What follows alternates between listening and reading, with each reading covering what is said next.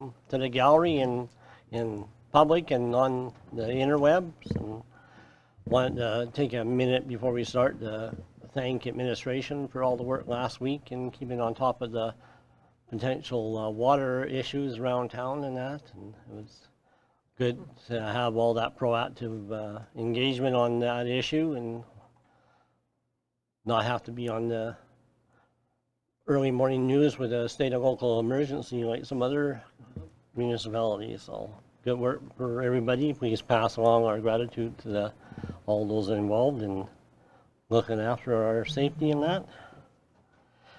Item number 1.1 is conflict of interest, pecuniary interest. Anybody have any items on this agenda? Councillor Chapman? Yeah, thank your worship. On Not the procedural bylaw, but the other one that we've got here. I'd just like to ask to recuse for myself from that discussion and the motion. On That would the be, field user one? Or what one? I'm not sure what. Oh, the, guess it's not even in here. I think you're okay. All right. Thank you. So there are no conflicts then? Okay, and then there's 12.2, there's a in-camera land item. Anybody else have any additions to the agenda? Seeing none, I'll entertain a motion to adopt the agenda as amended. Councillor Lloyd, all in favor? Okay. Then we have 3.1, regular council meeting minutes of March the 12th, 2018. Any errors or omissions?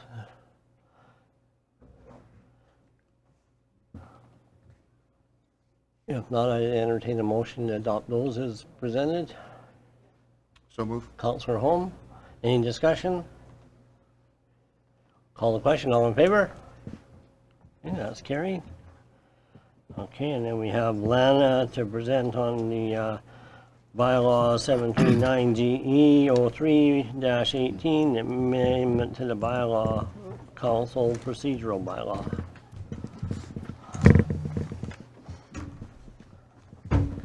Welcome, Lana. Thank you, Mayor. I'm presenting on proposed bylaw, council procedural bylaw. Once we changed the times from evening council meetings to daytime council meetings, it came to light that we had a few amendments and refresh to make to our council procedural bylaw. There are 12 main items that I addressed. The first one is number 1, votes are determined by majority of council members. Our previous procedural bylaw referenced 2/3, which doesn't make an equal ratio for that. So I made change to that. Number 2, regular council meeting times change from 1 p.m. And shall continue no later than 5 p.m. without resolution at 4:30 to do so. That was in coinciding with the January 22, 2018, the regular council meeting changing times. A motion was made to that effect. Number 3, the canceling of meetings. There was no outline process of how to cancel a council meeting, so I included that as well. Number 4, a process for selection of deputy mayor, which was used at the last organizational meeting in October.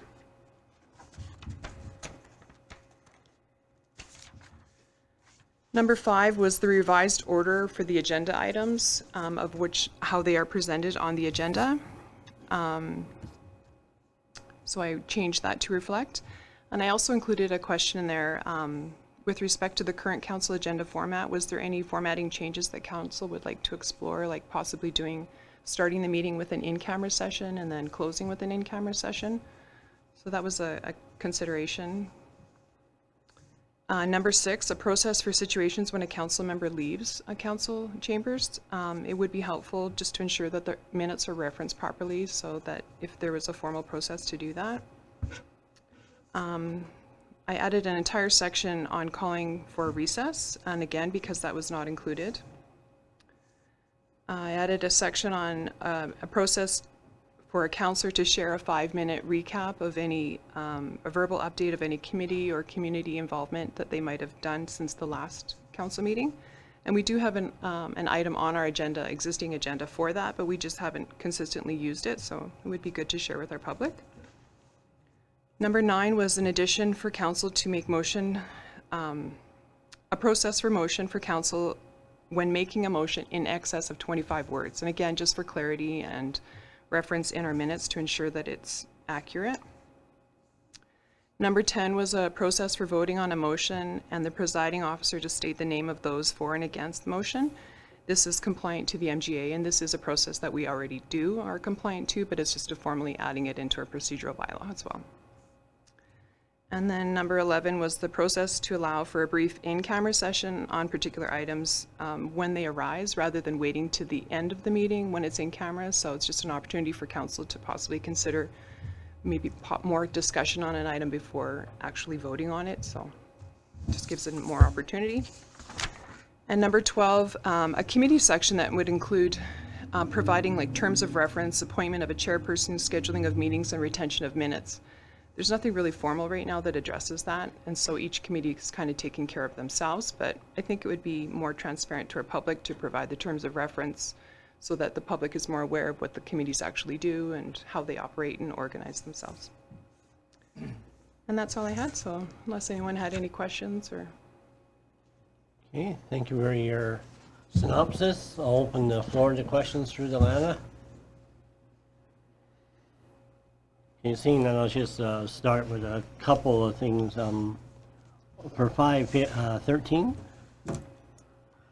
I just wondered if we should insert on the third line there where it says majority of the members of council present at the, so that, because at a special meeting, there might not be a majority of the established council, so it'd be, if there was only 5 members of council that could show up, then I just think that'd be better clarity. Sure. So adding the word present? Yeah. Yes, okay.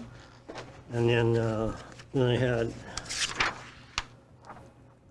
on 12.3, in your reference, you were saying you referred to changing things to majority, and you had 2/3 vote in that. So just for consistency, I was wondering if we should have majority in there. Yes, okay. Now, it's just a clarity question on 12.5. It was, I was just wondering if that was the right word. The CAO is causing the production of the agenda may inset. Is that inset or insert? Insert, yeah. Okay. Thank Those are you. the only things I had, so. But it's up to everybody else if they wanted to make those other changes. Thank We you. don't want to inset anything. Yeah, I wasn't sure what that meant. I felt inadequate. Thank you. Councilman Chapman? Thank you, Worship. With regards to the second item, just wanted to speak to that matter for in particular. And so today is really the second day of our, I call it an experiment with the time change. And it seems that it might be helpful to, I think, to adjust the meeting times to either 1:30 or even 2 p.m. So, and I think for a number of reasons. First of all, I know that with administration, including the CAO, it would be helpful to have, or to be able to have some space from their lunch times or lunchtime time slots to be able to meet or to attend council without having to rush away and shorten their lunch hour times would be one. Secondly, I think that occasionally there will be or may be noon hour meetings, and it'll be helpful to have some space to travel back to council chambers from those noon hour meetings. And I think finally, for a couple of us anyway, council members that find that there's not enough time from the time we leave work to arrive for council. So I'm just wondering, it might be helpful for us to be able to have some time to change out of our work clothes and to have something to eat as well. I think that obviously it's a pretty rushed time from the time that we depart from our workplace to arrive at council. That might be helpful to have some space and just actually to be able to focus our time on council matters. So it's a mental change too. So I would request that we move our daytime council meetings either to 1:30 or even 2 o'clock. I would certainly like to hear some discussion on that matter. Thank you. I'll throw it open for discussion if there's any consensus or, I'm certainly agreeable to deferred time, especially in respect to our two council members that have full-time jobs and that, if it make it easier for them to accommodate the daytime meetings, I'm all in favor. My personal opinion, Councillor Simpson? So my two questions would then go to Jason and Kaylin. Would you find a later time, both of you guys, be a little bit easier, like a 1:30 or 2? Through the chair, I don't have a strong preference. I usually eat fairly fast and on the go, so I wouldn't suggest that I play a factor in the time. Anytime, I'm pretty flexible. And for myself, speaking in favor of what Councillor Chapman has said, the later the better. So 13:30 or 1400 would make it easier for me. As Councillor Chapman stated, it's pretty tough to get home, changed, eat, change your frame of mind to get into council mode. From noon to 1 o'clock when you have a 60-minute drive. So when you're getting here at 10:02, it tells you how I'm getting here and stopping at home. So would 2 o'clock be, hearing from what Councillor Avery said, 2 o'clock or 1400 hours? Okay, 2 o'clock, is that agreeable to people?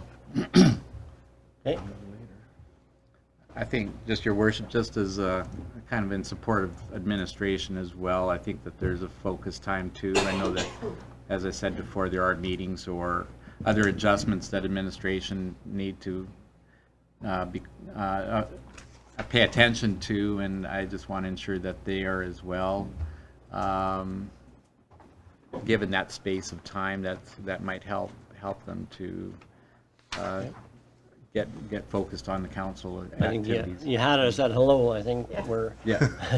I think we're agreeable to changing the 2, and then we just have to amend the bylaw to where it says, the motion to go past 5. I guess we have to probably to keep it should we leave it at that? Is that if we go from 2 to 5, generally speaking, that should be enough time to get everything done anyway, but You do, sorry to interrupt, your worship, so you do need clarity on the close time of council, that's correct. Yeah. And then not to go past a half an hour past that point in time, right?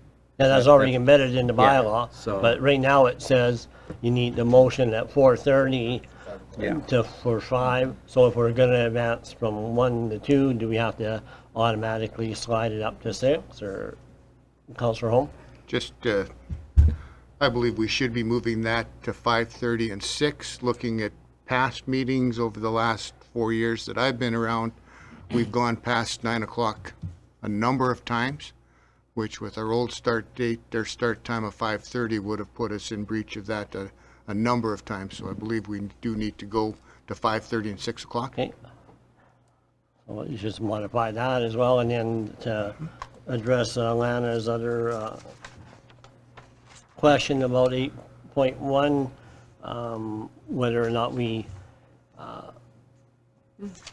open the meeting and then allow time for a introductory and camera session, and then have the scheduled public part at 2:30 or 2:15 or some, whatever time, I guess. It's, that way there's no confusion for the public if they're attending that, and they know that. So I think that'd be good to embed that into the agenda, whether you need a half an hour. I don't think we need necessarily a half an hour, but, Councillor Holm? I would speak against that. I think it's important that the public know the exact start time, and knowing how long we do take in a number of our in-camera sessions to limit in-camera discussions to a half hour so our public knows when to turn on their computers or walk through the door. I don't think would be fair to them when we maybe take 45 or an hour and a half.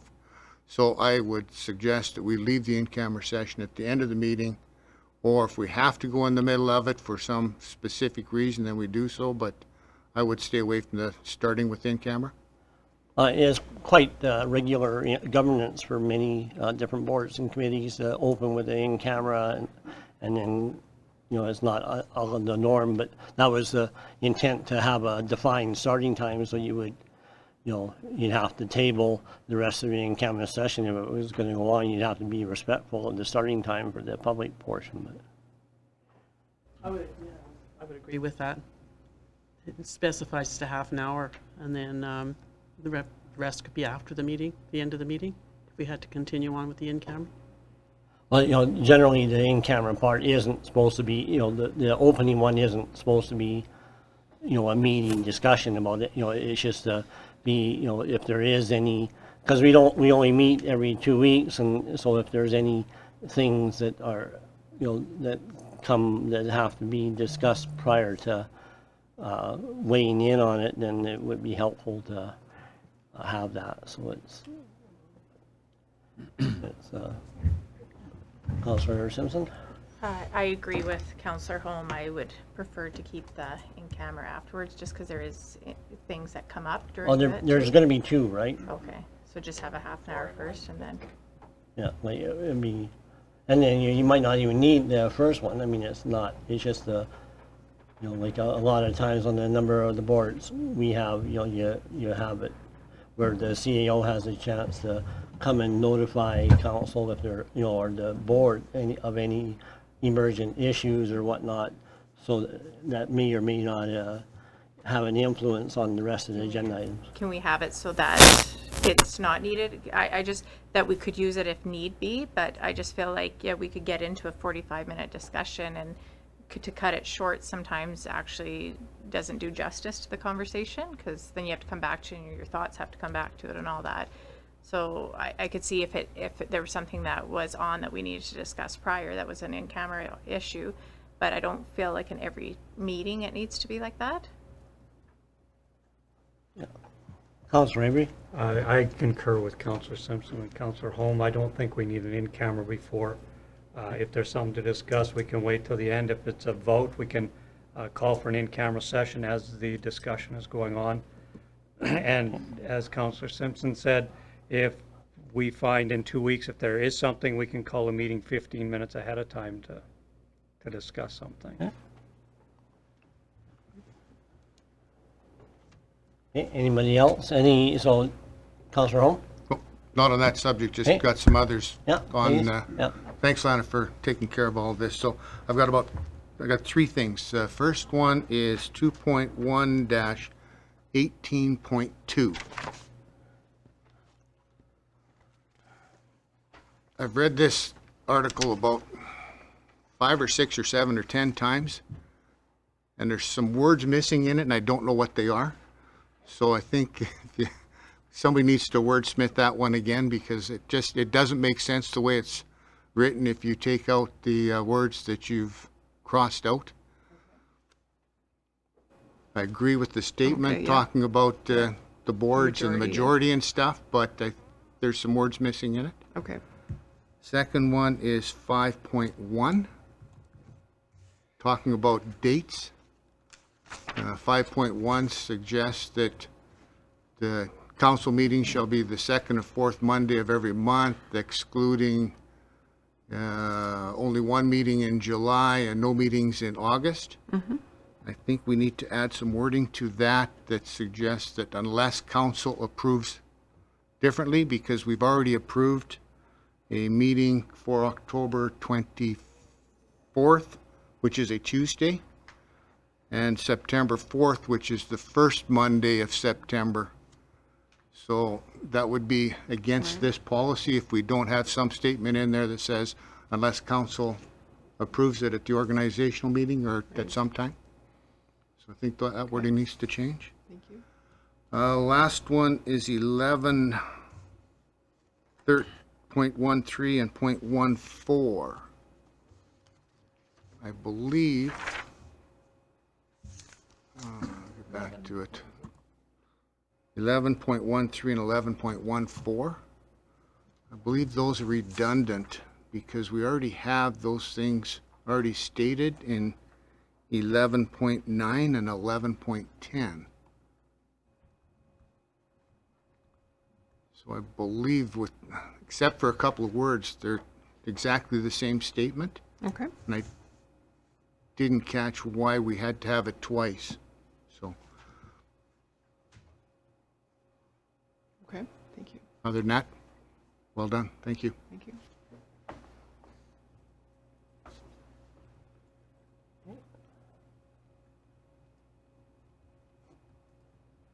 All right, any other observations?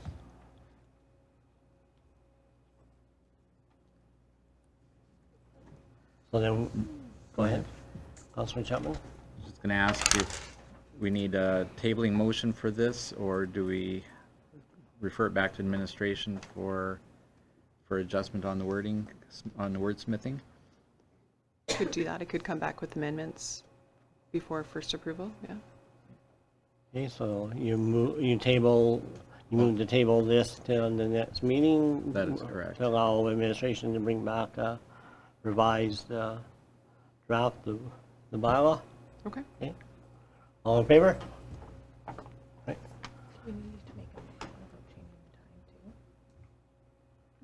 No, she'll bring it all back in, yeah.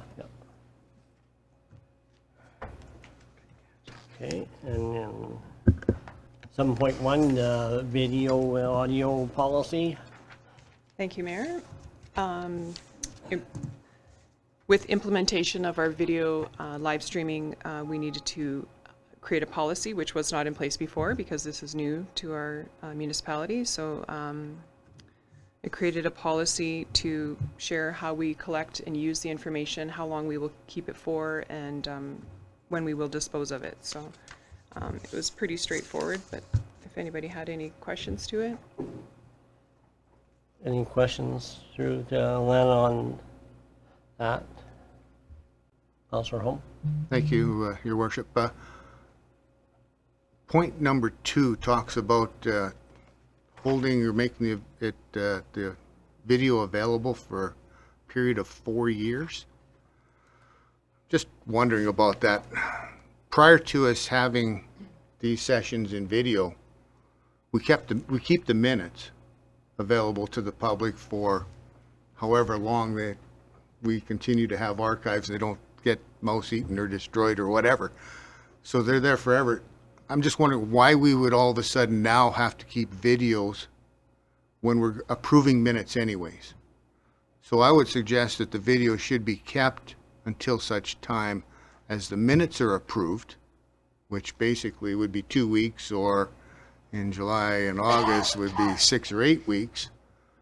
But otherwise, once the minutes are approved, I think the video should be able to be written over, because the minutes are our official language anyways. It's not the audio-visual that should be our official minutes of the meeting anyway. So I'm just wondering why we would keep something for 4 years when right now we don't have anything even for the minutes that I'm aware of that says how long we keep our minutes available for the public. They're kept indefinitely as far as I know. I don't think we've got a destruction profile or policy in place. So I'm just wondering why we would keep the video for 4 years. Go ahead, May I Lana. respond? Yeah. In research for this, leading up to it, I consulted with the city of Lethbridge and other municipalities and seeing how long they keep it to. And 4 years is pretty standard, but again, yes, you are correct that the recorded minutes are the record, but it also helps with conversation. Like, our minutes aren't as detailed as it doesn't record the whole conversation. So if you wanted to know maybe a little bit more detail on an item, it would be a nice reference to just watch the video and, you know, see what the discussion might have been, you know, leading up to it. But yes, the recorded minutes are the official. Yes. Councillor Chapman? Yeah, thank you, Worship. So just to make another comparison, so the Hansard is normally the recorded part of the efforts of council or the House, so to say. And in this case, the recorded minutes are the actual minutes that we take. So the verbal conversations that take place are not really the active part. They do not become recorded. The only issue I have, just kind of in referencing to Councillor Holmes' comments, is that when a motion is made and now it's being recorded live, that motion becomes active from the moment it's resolved and passed. I'd be correct on that? Correct, yeah. So, in one hand, the internet minutes would be part of that conversation and resolution, and on the other hand, really the recorded minutes on paper is really what is the documented part. In response to that, you're exactly right. But by making a motion, that is our final. I'm lost for words. But by making the motion, that does make it impacted to our council, whether it's verbal or on the paper. That is. Okay. Just follow up on that then. Would you recommend then, or should we recommend in our policy statement that tone, say a number 6, or some kind of a comment that gives that understanding that the visual component of it becomes the resolution and not the recorded minutes? Because the minutes are once they're approved of, become the documented record of council. So you're saying item number 3, instead of saying the official record of the meeting shall be the written minutes, you want it to say written or verbal? I think you have to have one as your de facto official. You want to ensure that the clarity on a motion that's made via camera, and that becomes the active record. However, I stand behind number 3 as it's written. You may want to add that just as an FYI or some concept of understanding that we all know that once a motion is voted on, it becomes active from that moment. Mm-hmm. I think, yeah. That's just implied, I hope. Is that implied, or is that okay? CEO Hastings? Yeah, further to the conversation, that's one of the reasons, getting back to the previous bylaw, where it's requested where if a motion's in excess of 25 words, the councillor who is sponsoring that motion have that ready to go, knowing that in real time it's going to be read out. It needs to be clear and it's binding at the time the motion's made. So we want to make sure that when you start getting into motions of that type of length, that it is accurately captured, because it is happening in real time. It was before, but the difference is you could have a lot bigger audience or viewing. If you're making a motion to fund a project, those interested in the project might be watching at home. That's why it's a procedural item. It is helpful to have a motion that's sponsored in writing that we have ready to go, because once it's made, usually letters go out that week in terms of decisions council would have made to affected parties. So there's a motion clarity component, which is why that's that 25 words. Thank you. I just would sense that if somebody's watching a motion being done live on camera now as we speak, that then they can take some action, or they can understand what's happening right from the moment it's being voted on live. Yep, I think that's good, and then that's incumbent upon council to make sure that it's a well thought out motion, that they anticipate what causality of said motion might be, and, so that, if you say that you're gonna do something and you know it's gonna be controversial, for example, that it should be well thought out when you're making that motion so that it's properly communicated in that. Councillor Pauls? I said what you were gonna say? Pretty close. Oh, good, okay, good. But just, this conversation kind of tweaked a couple things to me on the procedural bylaw. And so if I can just rewind for a minute, should we, when you're drafting, I wonder if council wants to entertain, we don't have any thing in there about if a member of council could attend a meeting from a remote site, if they happen to be away or something like that. And in the bylaw, is that something that might be worthy of contemplation? It's part of the MGA. It's okay to do it by the MGA and, electronically, but, it's just something that I meant to bring up earlier, but I forgot. It's just, I'm not sure if any member of council is have any thought on that. Councillor Simpson? I think you're right. I think that's something maybe we should add in just so that it is in there. I agree with you. Okay, I can explore that. I mean, we can still see it in writing when the draft comes up next time and see if that resonates well or not. But, and then just if council has a consensus about the starting time, I wonder if councillors Chapman and Avery would prefer that we start the April meetings at 2 o'clock. And if so, we would need, probably Councillor Simpson was correct, and maybe a motion would be required to set the starting time for the meetings at 2 o'clock in advance of the adoption of the procedural bylaw. So if that's the consensus of the group, then I'd entertain a motion to establish the start time of council at 2 o'clock going forward. If somebody wants to make that motion. Make that motion. Okay, Councillor Chapman. Was that 25 words or less, or do I have to? It was perfect. All right. So Councillor Chapman moves that we set the start time of council meetings at 2 p.m. going forward. Any discussion? All in favor?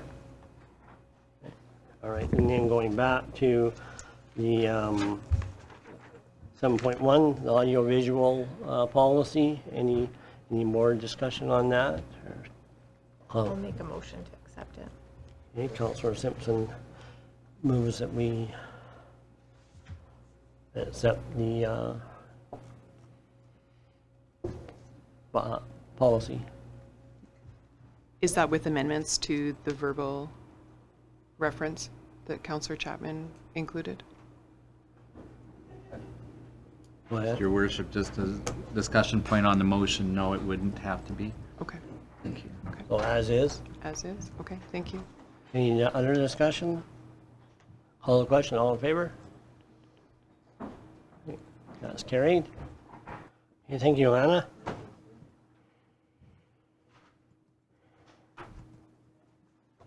And then we have Cindy Hoffman, I think. Are you going to present 7.2? Welcome, Cindy. Thank you. So I'm just here to present today. Done some background work on other municipalities and their field user rates. And the numbers are in front of you there. So it's been mandated in the past by council that we would have a 5% increase per year for our field users, which is what we've been doing. And I feel we've kind of fallen behind some of the other municipalities. So just wanted to bring to your attention that fact, and then just ask to consider for 2018 only, potentially raising the rates of our field rentals for more than that 5%, basically, just for this year. So the numbers are presented there for you to look at. So. And then would it If there's any be questions. implied that in 20, years subsequent to 2018, 5%. Go back to the 5%, yeah. This is just kind of to bring us a little bit closer to some of the other municipalities.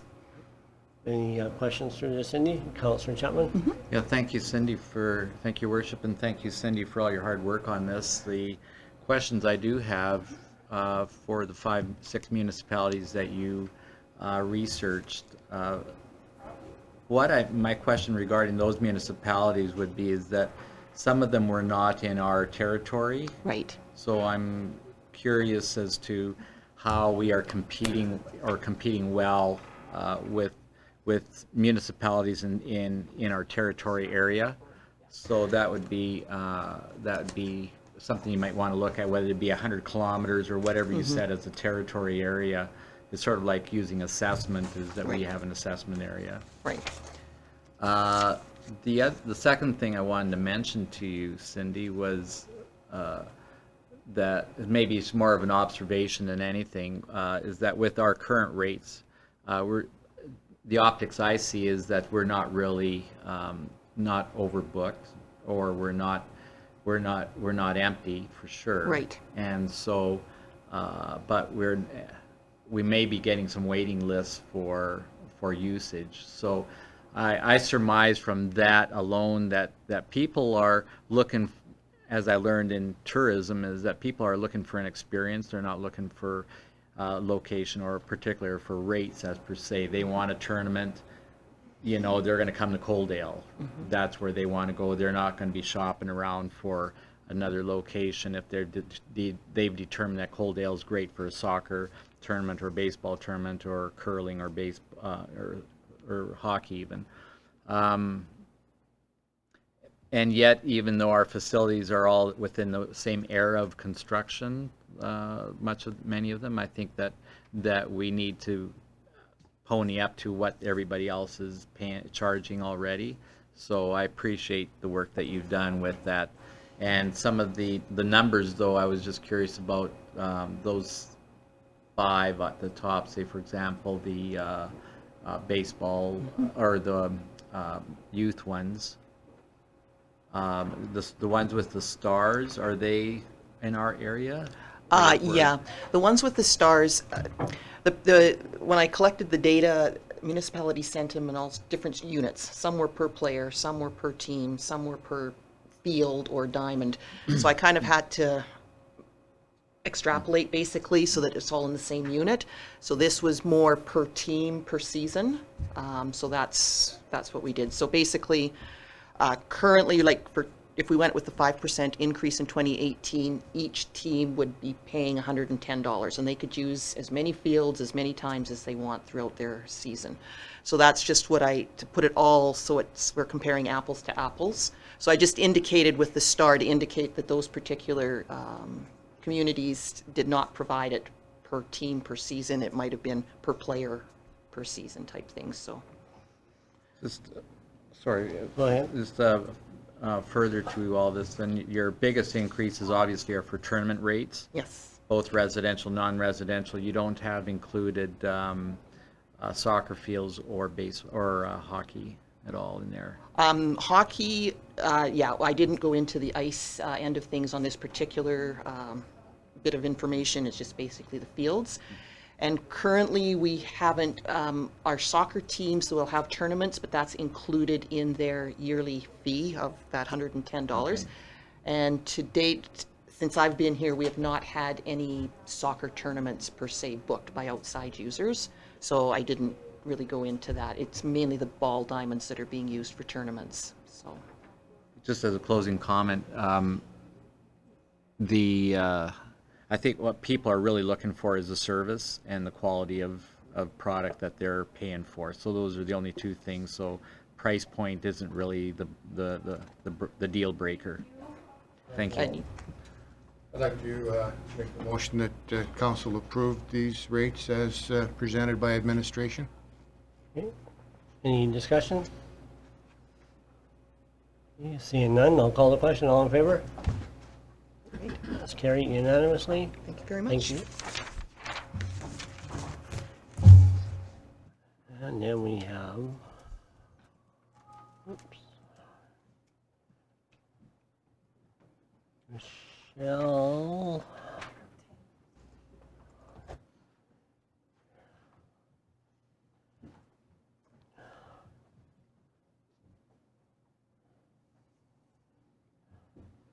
Welcome.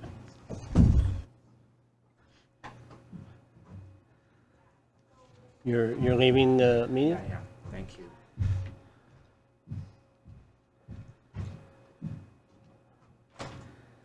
Michelle and I are going to do a duet on this one. Okay, I'll let Kaylin start with a summary of the budget changes or the budget that's come forward for council to consider. Okay, thank you. Yep. Mr. Chair and members of council, I'm going to provide for those football fans sort of the Chris Berman's fastest 3 minutes highlights in terms of what we've got here for the capital and operating budget. After providing those highlights, I'm going to turn the discussion over to Michelle, who in turn will request a resolution from council to approve the budget. Following the discussions at the strategic planning, business planning, and finance committee levels, we're pleased to provide council with the 2018 operating and capital budgets. I'm only going to provide a bit of a snapshot, and as we know, April 26th and 24th and 26th from 4:30 to 8:30 p.m. we will be having community open house at the community center, where we'll include information about the budget, the strategic level planning that council has done, and also invite the community to comment, not just on some of the items that have already been approved, but to get their feedback on how council, as council's wish, wants to steward the rest of the council term. So make it a bit of a two-way street in terms of dialogue. So this won't be the only information that goes out, but this will be the hot off the press information, and then there'll be follow-up meetings on the 24th and 26th, where we'll get to talk to the community. Okay, so from the operating budget, I'll start with that. Council has increased the size of its police force by a full member. So an additional member of the RCMP has been ordered. I'm sure there's a better way of saying that, but we have increased our FTE by 1 as it relates to the RCMP policing. This will be a sergeant's position, and my understanding is that this position will begin sometime in summer, early summer 2018. In terms of the fire department, there is a fitness program initiative that is for the members, where if they buy a gym membership at the local gym here and meet their fitness attendance requirements, there will be reimbursement for that gym membership. So it's part of that healthy, active living, where it's not only good for the member, but also good for the department. So there's that partnership there with our local business. The training budget was also increased by $34,000. And the 20-year service awards, we're running out of bronze statues. So an additional group of molds was ordered for the department, because we do have some members that'll be hitting some of those milestones.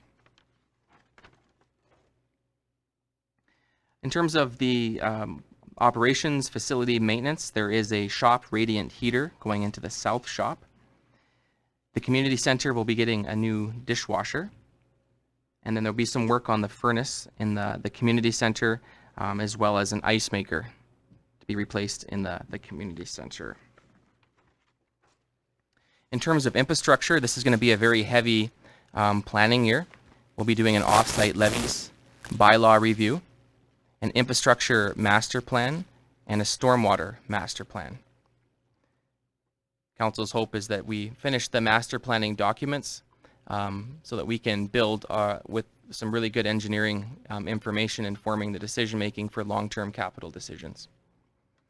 From a citizen engagement perspective, we are investing in MetroQuest software, which our hope it'll make it easier for residents to participate in town decision-making.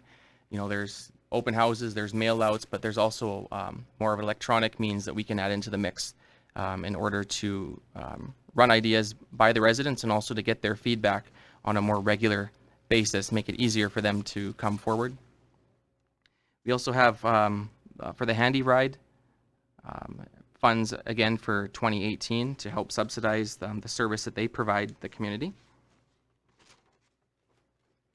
From a community relations communications perspective, money has put in the budget for a website tech upgrade. So we will be putting out a request for proposals sometime in 2018 so that we can do an overhaul to the website, not only just from an aesthetics perspective, but more from an interactive perspective.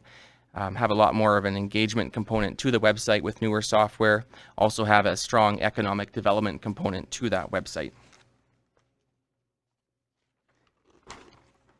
In terms of the highlights for capital,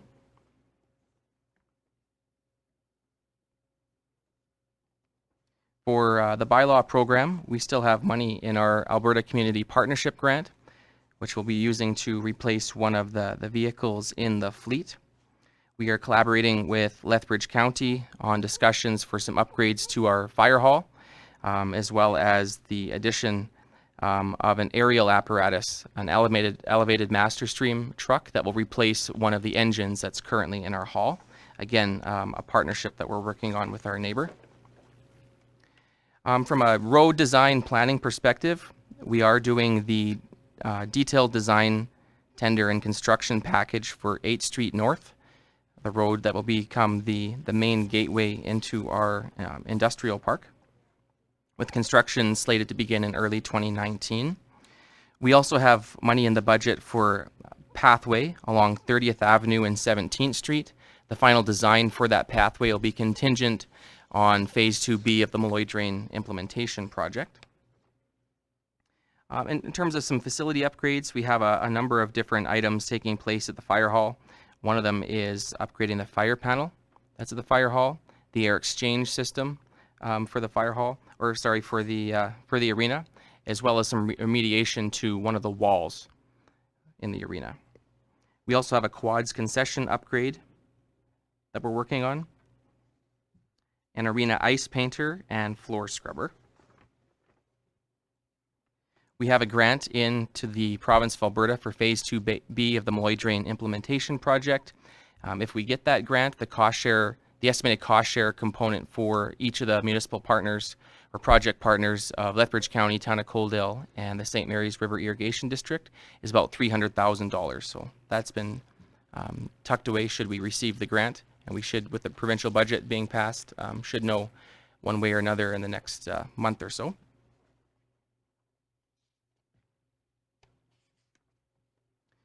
From the sanitary sewer distribution and treatment perspective, we are doing detailed design of an expansion to our wastewater treatment lagoons. The detailed design will take place this year, along with a number of grant applications and hopefully construction beginning next year. We also have the construction of the outfall lift station upgrade at the sewer treatment plant taking place. So a big year for sewer. We also have some money set away for highway corridor aesthetic improvement upgrades and wayfinding signage. Last year, council made a motion to set aside $100,000 for the Link Regional Pathway. That money has been carried over. Hopefully, again, the Link Regional Pathway has applied for a couple of grants totaling over $1 million so that they can build a paved pathway between the municipalities of Coaldale and Lethbridge along the St. Mary's River Irrigation District right-of-way traveling through Lethbridge County. So there's $100,000 for that. There was also a $21,000 addition to the baseball shed that was constructed at the quads for additional storage equipment for the town's needs. So piggyback and build on the framework created there by Coaldale Baseball. There's also $25,000 for entrance upgrades and design modifications to the quads. For those that play sports, it is a it's fairly congested, narrow entryway. So there'll be some upgrades there to help alleviate some of that congestion. I'm not sure if that was 3 minutes, but that was the goal. May have made it, maybe not. So this time I'll turn the discussion over to our Director of Financial Services. So with the summary, we asked if council would consider passing the operational and capital budget as presented at the last council as a whole budget meeting on March 12th. The details are not in this package right now because I was waiting for the provincial education, which didn't come out until Friday. but it will be coming back to council once I have that final number, because I didn't want to put something in and be incorrect. So that will be coming back, but everything is absolutely the same as presented to council on March 12th. Questions through to either Michelle or CEO Hastings? Go ahead, Councilor Avery. Thank you, Worship. Can I get some further explanation on the MSI funding email that we got last week on the operational and capital portions? For the MSI operational, it will replace some of our current expenses that we have in place. And council can do what they wish with the $200,000, whether it's put in a general reserve, facility reserve, any other options that they may so choose to work with. So right now, normally the MSI operating, what we've used in the past is to help offset the handy ride, the school busing, ORSC, and we have enough left over to pay for some of the paving projects, small paving projects we do in town. Was that the clarity you were seeking? or- And then there was a capital side of that, correct? There's an extra $1 million with capital that was approved this year, which we will be coming back to council with when we approve the capital projects coming forward, probably in later this summer. Okay.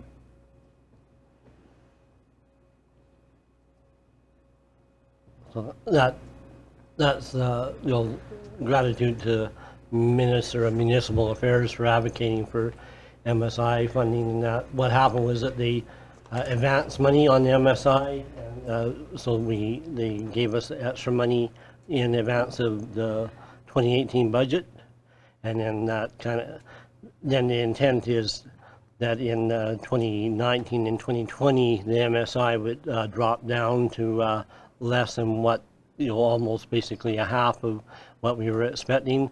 But with this advance that we just received recently was to make us whole in the whole delivery of the promised MSI program.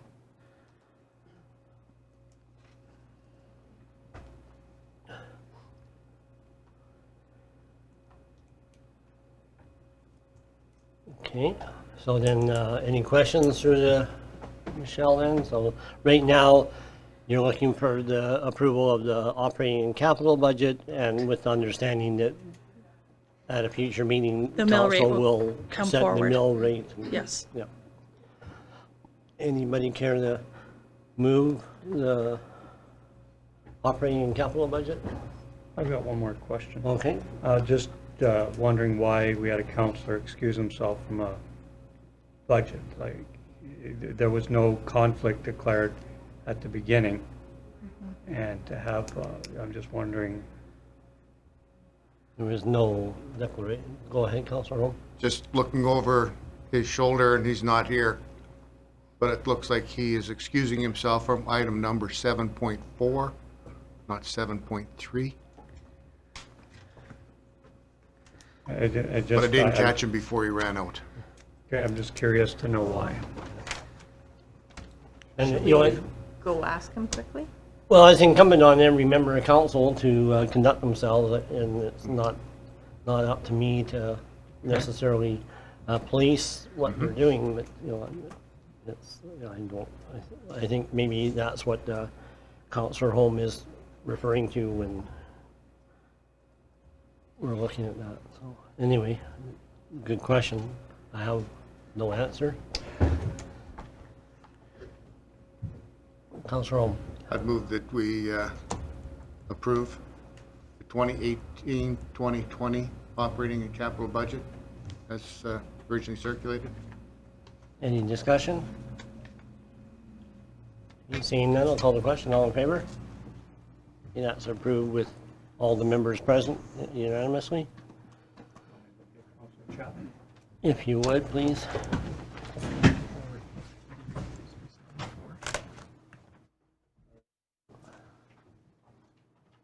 I'm not sure. I'll just excuse myself and try and clarify this. I'll be right back.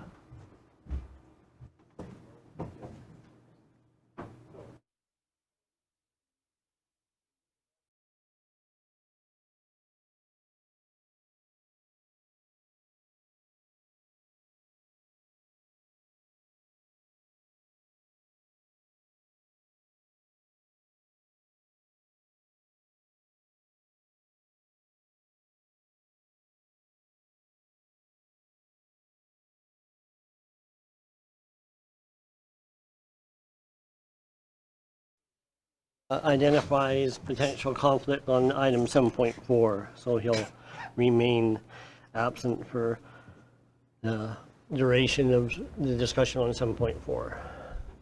Okay, Spencer. Well, thank you and good afternoon, Mr. Mayor and members of council.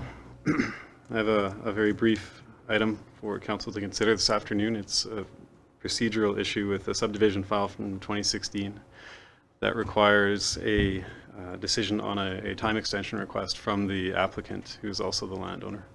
Just for a little bit of background, this subdivision was undertaken as part of estate planning purposes, and the applicant and the town had been in discussions regarding the suitability of the subdivision itself.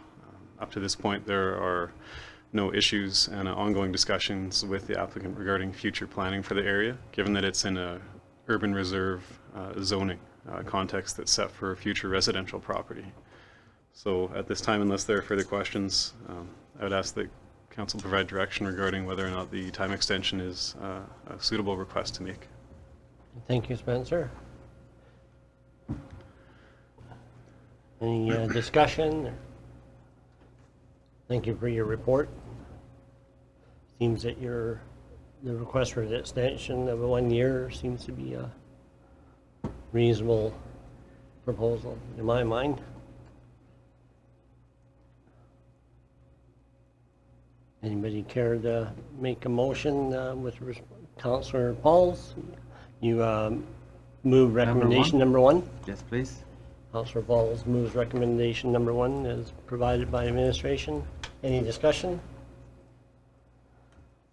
Okay, seeing none, I'll call the question. All in favor? And that's passed by the 6 members of council present. Thank you, Spencer. Thank you.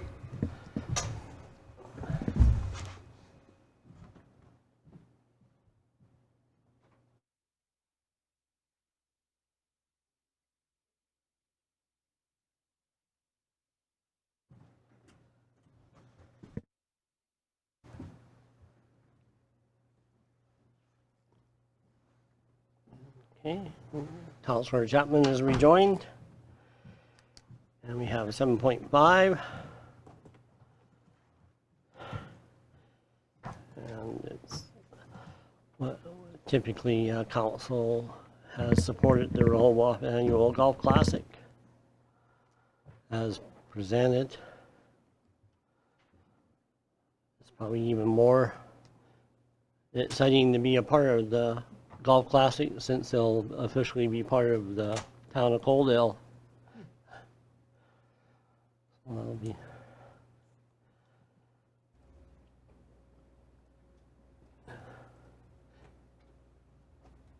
it was outlaid in our budget. It's within our proposed budget request anyway, so it's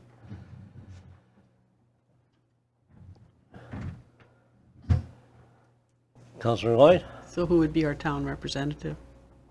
Well, whoever wanted to throw their name in the hat.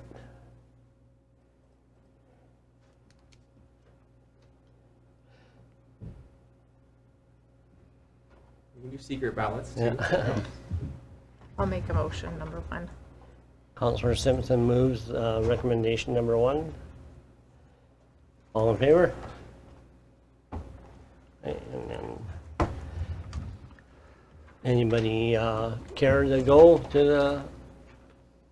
I know Councillor Avery's an avid golf fan. And Councillor Pauls is very. He is much the same as Councillor Avery. So, Councillor Holm, you're a. Okay. What happens sometimes is that if there's more than one that are interested, they share each, two go and then kind of divide the. I'd consider it, I just have to look at the dates. We'll get back to Lana. When's the date for? I don't recall offhand, but there's quite a bit of time here, quick run they want to have sponsorship at least by May 1st, but there's still some time after that for naming of the golfer. I mean, interested in going, but I'd be more than willing to share the, Yeah, maybe we can, I probably will go, but if you'd like to. Okay, so we can deal with that My later. wife's on one of their boards, so. All right, and then we have correspondence. I believe that we've gone through everything there, and 10.1 and 2 for outgoing correspondence. A motion to receive those for information then? Or- Doreen moves them. All in favor? And then we'll go to the in-camera session. A motion to go in camera, please. I'll make that Councillor motion. Simpson moves. All in favor? Okay, that's carried unanimously.